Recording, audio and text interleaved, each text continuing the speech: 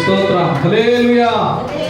మంచిది, చక్కనైనటువంటి కొత్త పాట దేవుడు ఎంతగానో మన అయ్యగారిని ప్రేరేపించి రాయించిన గీతము, అభిషక్త గీతము. మరి మనం పాడుకోవడానికి, అనేక మంది పాడుకొని బలపరచబడటానికి, అదే బెదరకుండా యుద్ధరంగంలో నిలవడానికి మనకు మంచి ప్రేరేపణగా, మరి ప్రోత్సాహకంగా పాట ఎంతగానో ఉపయోగపడుతుంది. మరి సిస్టర్ గారికి ప్రత్యేకమైన వందనాలు. మరి మంచిది, ఈ సమయంలో మరి దైవజనులు ఆఫ్రికా కాంటినెంటల్ అధికార ప్రతినిధి అయినటువంటి అరుణ్ కుమార్ పాస్టర్ గారికి, జనరల్ సెక్రటరీ గారికి, మరి అప్పుడు గారికి ప్రత్యేకమైన వందనాలు. ఈ సమయంలో మరి వాక్యము నిమిత్తమై నీలాంశాంగా ప్రార్థన నడిపిస్తారు. నడిపిస్తారు. ఆ తదనంతరం మన వాక్యం మొదలు ప్రార్థన చేస్తాం. ప్రేమ కలిగిన మా పరిశుద్ధుడ పరమ తండ్రి, మీకు వందనాలు, స్తోత్రాలు, స్తుతులు చెల్లిస్తున్నాము నాయన. ప్రత్యేకముగా మేడ్చల్ ప్రాంతంలో మా ప్రియులు, మా జత పనివారు, దైవజనులు పాస్టర్ ప్రభు కుమార్ గారిని మీరు నడిపించి మీరు ఇక్కడ అద్భుతమైన రీతిలో జరిగిస్తున్న పరిచర్య కొరకు వందనాలు. Agape full gospel church Medchal బట్టి మీకు స్తుతి చెల్లిస్తున్నాం. వారి సహవాసములో వారి సంఘంతో కలిసి మీ దాసులుగా మేమందరము కూడా ఈ 3 దినములు జరగనున్న 7 గంటల ప్రార్థనలో మీ సన్నిధి మాకు అనుగ్రహించండి. ఇంతవరకు పాటల ద్వారా మీరు మహిమ పొందారు, మీ సన్నిధి మాకు ఇచ్చారు. మా ముందున్న సమయం అంతా కూడా మాకు ఆశీర్వాదకరంగా మీరు మలచండి తండ్రి. వాక్యోపదేశం చేయనై ఉన్న మీ దాసుని మీరు మరుగు చేసుకొని మీ వాక్కు మీ దాసుని నోట పెట్టి మీ పరిశుద్ధాత్మ తైలముతో మీ దాసుని తలనంటి మా అందరితో మీరు మాట్లాడాలని ప్రార్థిస్తున్నాం. ఇక్కడ చేరి ఉన్న ప్రతి ఒక్కరిని మీరు దర్శించు. ఏ ఉద్దేశంతో మా ప్రియుడు ఈ 3 దినములు కూటాలు ఏర్పాటు చేసుకున్నాడు, ఆ ఉద్దేశాన్ని మీరు సంపూర్ణంగా నెరవేర్చమని ప్రార్థిస్తున్నాం. మీరు మాట్లాడుచుండగా వినుబుద్ధి, వినగలిగిన చెవి, గ్రహించగలిగిన హృదయం, లోబడగలిగిన యోగ్యమైన మంచి మనసు మా అందరికీ దయచేయండి. మీ పరిశుద్ధాత్మ సంచారం ఇక్కడ అనుగ్రహించమని, మీ పరిశుద్ధాత్మను మేము అనుభవించడానికి కృప చూపుతున్నాం. మీ నామమునికి మహిమ, ఘనత, ప్రభావములను ఆరోపిస్తూ దైవజనులను మీ కృపకు అప్పగిస్తూ యేసు నామమున ప్రార్థిస్తున్నాము తండ్రి. ఆమేన్. ప్రార్థించిన దైవజనులు నీలాంశాం గారికి ప్రత్యేకమైన వందనాలు. మరి ఈ సమయంలో ఓఫర్ మినిస్ట్రీస్ జనరల్ సెక్రటరీ గారు అయినటువంటి అప్పులు గారు మరి ఒక మాట నాకు ఎప్పుడు జ్ఞాపకం ఉండే మాట, ముఖస్తుతి కోసం కాదు కానీ వారు అన్నారు, అది నేను విన్నాను నా చెవులారా. అగాపేలో ఉండి అహం చావకుండా ఉండటం అనేది సాధ్యం కాదు, అహం చచ్చిపోతేనే అగాపేలో ఉంటారనే మాట అది నాకు బాగా గుర్తుంది, నాటుకుపోయింది. అది ఎప్పుడైనా సరే అప్పులు గారు గుర్తొస్తే నాకు ఈ పదం గుర్తొస్తుంది. మరి అనేక సందర్భాల్లో ఈ మాట నేను వాడుకున్నాను. మరి చక్కగా మరి అవుట్ రీచ్ని ఉద్దేశించి వారు కొద్ది నిమిషాలు వారి తలంపులు పంచుకోవాల్సిందిగా ప్రభు పేరున వారికి సమయాన్ని అప్పగిస్తున్నాను. చప్పట్లు కూడా గట్టిగా. దేవుని నామానికి మహిమ కలుగును గాక. సమయం ఇచ్చిన దైవజనులకి, అలాగే వేదిక మీద ఉన్న కర్ణాటక స్టేటు, తెలంగాణ స్టేటు, అలాగే ఇంకో తెలంగాణ స్టేట్, ఆంధ్రప్రదేశ్, అంటే మినిస్ట్రీలో మనకి వింగ్స్ ఉన్నాయి కాబట్టి స్టేట్ నాయకులకి నా వందనాలు. అలాగే కీబోర్డు వాయిస్తున్న సురేష్ గారికి కూడా నా వందనాలు. వారు అవుట్ రీచ్లో చాలా సహకారిగా ఉన్నారు. 3 ఇన్స్ట్రుమెంట్స్ని ఒకటే రిధంలోకి తీసుకొచ్చి చాలా శ్రమ తగ్గించారు అవుట్ రీచ్కి. అందుని బట్టి వారికి వందనాలు. అయితే ఇక్కడ అవుట్ రీచ్ అనే దానికంటే ఒక మాట ముందు చెప్తాను. ప్రభు కుమార్ ఇందాక ప్రభు కుమార్ నేను కిందే గుర్తు చేసుకున్నాం. అన్నగారు చెప్పారు అహం సాగకపోతే అగాపిలో ఉండలేరు. అసలు మేము ఎలాగా మౌల్డ్ అయిపోయినామంటే ప్రభు కానీ నేను కానీ, నా జీవితం అడుగు అంచుల వరకు ప్రభు కుమార్ తెలుసు, ప్రభు కుమార్ అడుగు అంచుల వరకు కూడా నాకు తెలుసు. మేమిద్దరం కలిసి ఎంత కష్టం అంటే అప్పటికి ఇంకా వీళ్ళ అమ్మగారు ఇంకా రాలేదు ప్రభు కుమార్ దగ్గరికి, అంటే పెళ్ళి అవ్వలేదు. అంతటి ఆ పరిస్థితుల్లో అట్టడుగు దరిద్రం అనమాట. ఒక్క పూట కూడా తినడానికి కష్టమైన రోజులు అవి. అంతటి కష్టంలో కూడా తమ్ముడు దోమలగూడ దగ్గర ఉండేవాడు, నేను ఎల్బీ నగర్లో ఉండేవాడిని. బండిలో పెట్రోల్ ఉండేది కాదు, బండి అయితే ఉంది కానీ అందులో పెట్రోల్ ఉండేది కాదు. ఆ రోజు టిఫిన్ డబ్బులు దాపెట్టి ఆ పెట్రోల్ పోసుకొని, అప్పుడు 50 రూపాయలకు 1 లీటర్ ఉండేది. 100 రూపాయలు పెడితే 3 లీటర్ల పెట్రోల్ వచ్చేది. నాకు బాగా గుర్తు. ఆ 100 రూపాయలు ఇస్తే టిఫిన్ అయితే టిఫిన్ తినొచ్చు అందరం. కానీ అయ్యగారి దగ్గరికి వెళ్ళాలి, ఆరాధనకి వెళ్ళాలి, ఉపవాస ప్రార్థనకి వెళ్ళాలి, MIJWసేవలు ఉపవాస ప్రార్థనలు వెళ్ళాలి. కనుక ఆ టిఫిన్ మానేసి ఆ 100 రూపాయలు పెట్రోల్ పోసుకుని మేము కుటుంబ సమేత, నేను ప్రభుకుమార్ ఏమో, అప్పుడు ప్రభుకుమార్ దగ్గర ఒక చిన్న బండి ఉండేది, బజాజ్. ఎస్, థ్యాంక్ యూ అన్న, మెమరీ కరెక్ట్. అది నా దగ్గరే హీరో హోండా ఉండేది. అట్లా స్ప్లెండర్ అంత కష్టపడి మరి ఆ రోజు వెళ్ళకపోతే మాకు 300-200 కూలి రాదు. మళ్ళీ 100 రూపాయలు మళ్ళీ ఖర్చు. ఎందుకు చెప్తున్నానంటే దేవుడు ఎలాంటి వాళ్ళని ఎక్కడి దాకా తీసుకొస్తాడు అనే దానికి చెప్తున్నా. 100 రూపాయలు ఉంటే ఇంట్లో టిఫిన్ అవుతుంది. ఆ 100 రూపాయలు పెట్రోల్ పోసుకుంటే టిఫిన్ ఉండదు. ఆ రోజు పనికి వెళ్ళకపోతే 200 రూపాయల కూలి ఉండదు. కానీ ప్రవక్త దగ్గర MIJWసేవకు పోవాలి. అక్కడ ఏంటంటే ఉపవాస ప్రార్థన జరుగుతుంది. అక్కడ ఏం జరుగుతుందంటే ఏదో ఒక ప్రార్థన జరుగుతుంది. అప్పుడు అన్న స్తుతి ఆరాధన పొద్దున్న మొదలు పెడితే 8 గంటలకు మొదలు పెడితే రాత్రి 8 గంటల వరకు కంటిన్యూగా ఎంత అద్భుతమైన డ్యాన్స్లు వేసేవాళ్ళు అంటే అసలు ఆ రోజులు పరలోకంలో ఉన్నట్టుండేదనమాట. MIJWసేవ లోపల దాకా లోపలికి వెళ్ళి కాలు పెట్టే వరకునే ఇది బాధలు తెలిసేటివి. లోపల కాలు పెడితే పరలోకంలో ఉండేది. అంతటి కష్టతరంలో కూడా ప్రవక్తను మేము విశ్వసించాం, ప్రవక్తను నమ్మాం. ఎప్పటికైనా మన జీవితాన్ని దేవుడే బాగు చేయాలి, ఇంకెవ్వరూ బాగు చేయలేరని నమ్మి ఆ దేవుడి పాదాలే పట్టుకున్నాం.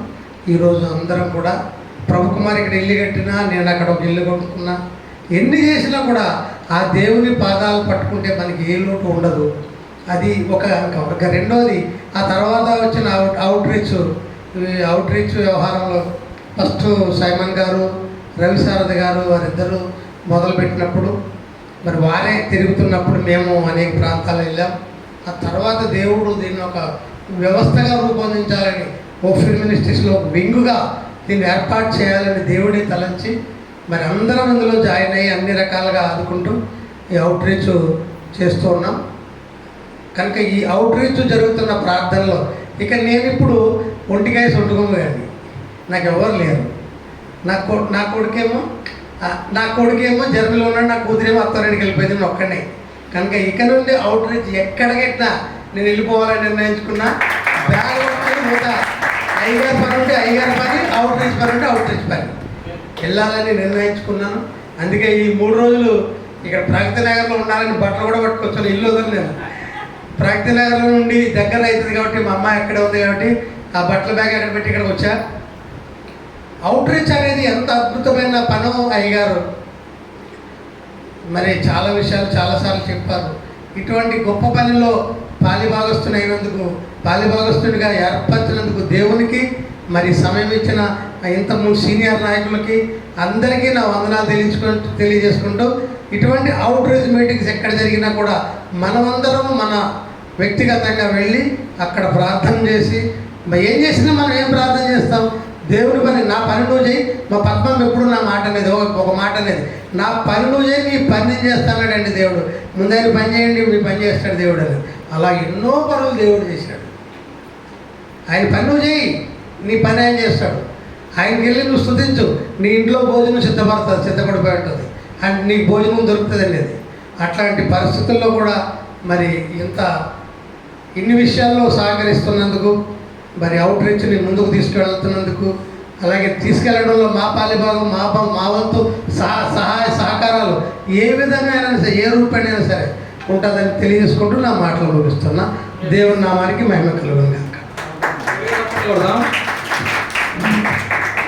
జనరల్ సెక్రటరీ గారు చెప్పిన మాటలన్నీ కూడా హృదయపూర్వకంగా తన లోపల ఉన్న కోరిక. మేమందరము అవుట్ రీచ్ టీం అంతా కూడా మరి ఢిల్లీ మీటింగ్స్ తర్వాత మరి టీమ్గా ఒక ఇద్దరిద్దరు టీమ్గా ఏర్పడి ఇతర రాష్ట్రాల్లో నెక్స్ట్ మణిపూర్లో పెట్టాలనుకుంటున్నాము. అయితే అయ్యగారితో మాట్లాడినప్పుడు అక్కడ ఇంకా గొడవలు చల్లారలేదు అని చెప్పారు. మరి ఇప్పటికే అరుణ్ కుమార్ పాస్టర్ గారు అయితే అక్కడ మరి బెంగళూరులో జరిపించి వచ్చిన తర్వాత మన హిమాచల్ ప్రదేశ్ ఎన్నుకున్నారు.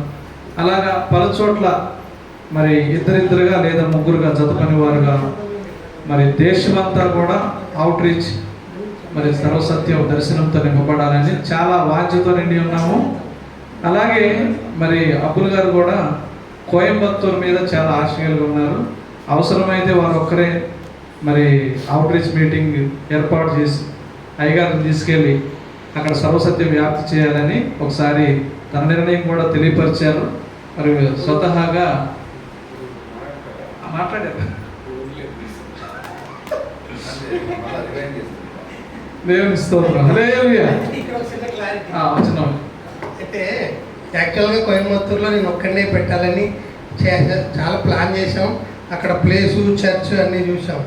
అయితే మనకి అక్కడ స్థానికంగా ఒక నాయకుడు, ఒక వ్యక్తి అయితే అక్కడ తెలిసిన ఆయన, నేనైతే పోయి ఉండలేను కనుక నాకు మినిస్ట్రీ బాధ్యతలు కూడా ఉన్నాయి కాబట్టి మన అమృత్ కుమార్ని పెట్టాం. పాపం ఆయనకి ఏందో ఏ పని దేవుని పని చేయాలన్నా ఏదో ఒక అడ్డంకానికి వస్తుంది. వాళ్ళ నాన్నగారు వాళ్ళ అమ్మగారు చనిపోయారు, వాళ్ళ నాన్నగారు చనిపోయారు. ఇప్పుడు ప్రస్తుతం ఆ ఇల్లు దిక్కులేని పరిస్థితి అయిపోయింది అనమాట. అయిపోవడంతో ఆయన ఏం చేసిండు, అంత దూరం పోలేను, నేను ఏం చేయాలన్నా మరి అన్నప్పుడు వారు నర్సాపురంలో నాకు తెలిసిన కాంట్రాక్ట్స్ ఒక 8 కుటుంబాలు బయట సంఘాల నుంచి బయటకు వచ్చి నాకు ఫోన్ చేస్తే ఆ 8 కుటుంబాలని వారికి అప్పగించారు. ఇప్పుడు అద్భుతమైన సేవ జరుగుతుంది. అయితే దేవుని చిత్తం ఆయన మరి అక్కడ చేయాలనుకున్నాడు, కానీ ఇక్కడ 10 కుటుంబాలు ఇప్పుడు ప్రతి ఆదివారం ఒక ఢిల్లీ తీసుకుని 10 కుటుంబాలతో దాదాపు 30 మందితో ఒక సంఘం అయిపోయింది. జస్ట్ 2 days అంతే. నాకు ఒకే ఒక ఫోన్ వచ్చింది. ఆ ఫోన్ వెనకాల 10 కుటుంబాలు బయటకు వచ్చాయి. మరి అమృత్ కుమార్ అక్కడ సంఘం స్థిరపరచుకున్నాడు. అంటే ఆయన ఇప్పుడు మళ్ళీ కోయంబత్తూరు వెళ్ళాలంటే ఆయనతో కాదు కనుక కోయంబత్తూరు ప్రాజెక్టుకు నోలు పెట్టి మరి ఇలాగే మేము ఇద్దరం కూడా ఆఫ్రికా కాంటినెంటల్గా ఉన్నాం కాబట్టి అరుణన్ గారు ఎక్కడ చేస్తే ఎక్కడ ప్లేస్ ఏర్పాటు చేస్తే దాంట్లో నేను పాలుభాగస్తుడిగా అన్ని సహకారాలు ఉంటాయని తెలియజేస్తున్నా. దానికి నేను ఎల్లవేళలా సిద్ధంగా ప్రకటిస్తున్నాను. చక్కనైనటువంటి తీర్మానము మరి అబ్బుల్ గారు చేశారు. వారికి హృదయపూర్వక వందనాలు తెలియజేస్తున్నాను. మంచిది ప్రియులారా. మరి ఇలాగా అవుట్ రీచ్ టీంలో ఉన్న సభ్యులు 2గా 3గా ఏర్పడి ఇంకా ఈ అవుట్ రీచ్ టీంని ఇంకా నూతనమైన సభ్యులు కూడా చేర్చుకొని ఇక్కడ ఉండటమే కాదు, ఇతర దేశాలకు కూడా వెళ్ళేటట్టు. ఇప్పుడు ప్రభుకుమార్ పాష్ గారు ఉన్నారు. నాగ్పూర్లో ఆల్రెడీ మీటింగ్స్ జరిగించడానికి మేము వెళ్ళి అక్కడ టీం అంతా ప్రార్థన చేశాము. 3 రోజులు ఉపవాస ప్రార్థన జరిగించాము. మరలా అక్కడికి వెళ్ళాలని తీర్మానం చేసుకున్నారు, కానీ పరిస్థితులను బట్టి మరి వెళ్ళడానికి సిద్ధంగానే ఉన్నారు. వెళితే వారు వెళ్తారు, ఖచ్చితంగా కొద్ది సమయం తీసుకొని వాళ్ళు తప్పకుండా వెళ్తారు. మేము కూడా ఇక్కడ ఉంటామని కాదు, మేము కూడా ఒక్కొక్క రాష్ట్రం ఎంచుకున్నాము ఆల్రెడీ. వాటి కోసం ప్రార్థన చేస్తూ ఉన్నాము. దేవుడు పంపించినప్పుడు ఒకవేళ మాకంటే ముందుగా ఎవరైనా సిద్ధపరచబడితే మా సంఘాల్లో వారిని పంపిస్తాము. లేదు దేవుడు మమ్మల్ని అనమంటే మేమే వెళ్ళిపోతాము. కాబట్టి ఇది చాలా ప్రార్థన అవసరంతో కూడుకున్న పరిచర్య. హల్లెలూయా. కాబట్టి చాలా ప్రార్థనలు జరగకపోతే, ప్రేయర్ సపోర్ట్ లేకపోతే ఇది ముందుకు వెళ్ళే పని కాదు. మన దేశంలో ఉన్న ఆర్ఎస్ఎస్ వాళ్ళని ఎదుర్కొని, ఢీకొట్టి ఎదుర్కొని మరి వాళ్ళని పరిచర్య స్థాపించి ముందుకు తీసుకెళ్లాలంటే చాలా కష్టమైన పని. కానీ దేవుడు తలుచుకుంటే అవుతుందా అవుదా? ఎప్పుడు చేస్తాడు మరి దేవుడు? మనము ప్రార్థించి స్తుతులు చెల్లించి విశ్వాసంతో ముందుకు అడిగేస్తే, మనం అడిగేస్తే దేవుడు మనకు తోడుగా ఉండి తన కార్యాన్ని జరిగిస్తాడన్నమాట. హల్లెలూయా. అవుట్ రీచ్ పరిచర్య విశ్వాసంతోనే నడుస్తుంది. డబ్బు లేదు, నెల కొంత ధనం వేసుకొని అలాగా ముందుకు తీసుకెళ్తా ఉన్నాము. మరి ఎక్కడ పరిచర్య చేయాలంటే ఒక 2-3 3 లక్షలు 4 లక్షలు అలాగా వేసుకొని మరి వెళ్తున్నాము. దైవ సేవకులు మరి సైమన్ పాస్టర్ గారిని వేదిక మీదకి రావాల్సిందిగా కోరుచున్నాము. ఆసియా కాంటినెంటల్ అధికార ప్రతినిధి, మన అవుట్ రీచ్లో ముఖ్య నాయకులు రవిశాంత పాస్టర్ గారు, సైమన్ పాస్టర్ గారు, వీళ్ళిద్దరూ మరి ఈ యొక్క అవుట్ రీచ్ టీం అంతటిని కూడా తలమానికంగా నడిపిస్తున్న దైవజనులు. వారికి గట్టిగా చప్పట్లు కొట్టి ప్రభువుని భయపడుతున్నాం. దేవుని స్తోత్రం. హల్లెలూయా. విశ్వాసముతో అడుగులు వేస్తున్న పరిచర్య అన్నమాట.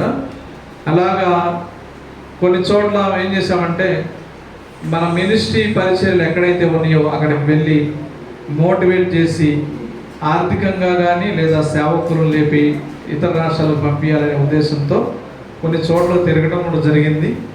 మరి ఆ పరిచర్య అలాగా ఆగిపోకుండా ముందుకు కొనసాగడానికి మీ అందరూ కూడా హృదయపూర్వకంగా ప్రార్థన చేయాలని ప్రేయర్ రిక్వెస్ట్ కొడతా ఉన్నాను. మంచిది. మరి దైవ సేవకులు అరుణ్ కుమార్ అయ్య గారికి మరి ఈ సమయంని వాక్య పరిచర్య చేయడానికై వాక్య సేవకులు వారు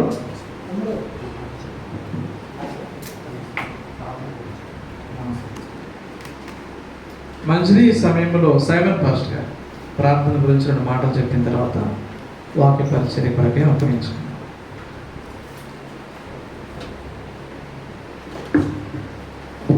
దేవునికి స్తోత్రం. హల్లెలూయా. సరే, 2 చేతుల పైకి దేవునికి వందనాలు చెల్లిద్దాం. హల్లెలూయా. ఈ అవుట్ రీచ్ మరి ఉపవాస ఉద్యోగ కూడికలు 3 దినాలు మరి చర్చి యానివర్సరీ మరి బాప్తీసం తీసుకున్నటువంటి బిడ్డల కొరకు మరి ఏర్పాటు చేయడం జరిగింది.